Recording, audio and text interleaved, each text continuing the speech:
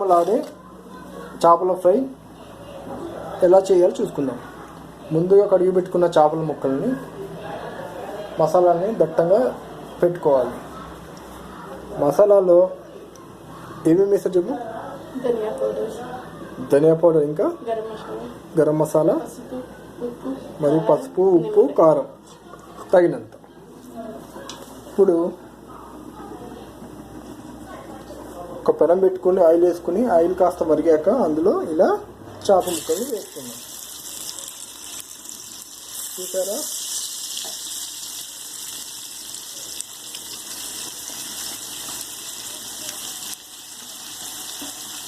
కమ్మని ఆ శబ్దం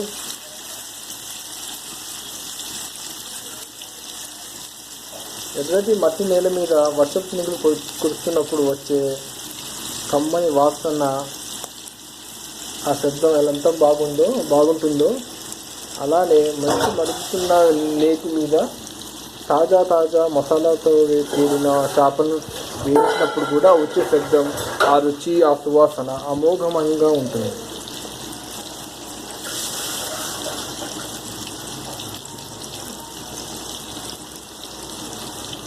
ముక్కలు చాలా శ్రేష్టంగా ఉన్నాయి.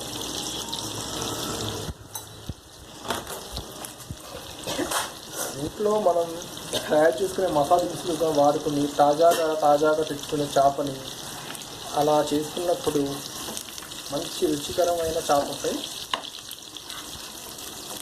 వస్తుంది.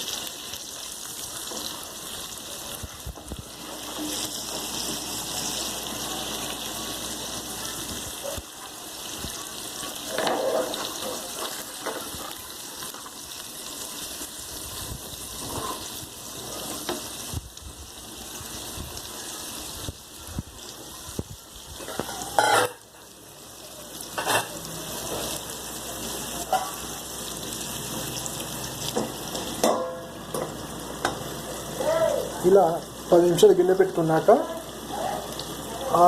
చేపకు దట్టించిన మసాలా కమ్మగా ముక్కలు పెట్టి ఆవిరి వల్ల తొందరగా అద్భుతంగా ఉడుకుతూ ఉంటుంది. కనీసం ఒక 10 నిమిషాలు అలా మనం ప్లేట్ ఉంచినట్టయితే ఆవిరి అనేది బయటకు వెళ్ళకుండా లోపటే తిరిగి ముక్కలు బాగా ఫ్రై అవుతాయి.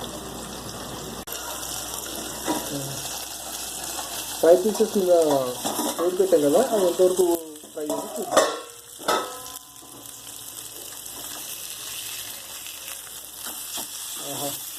మసాలాను చాలా అద్భుతంగా దట్టించడం వల్ల ఫ్రై అయ్యి మంచి కలర్ అనేది వస్తుందండి. చూసారా? గమనించారా?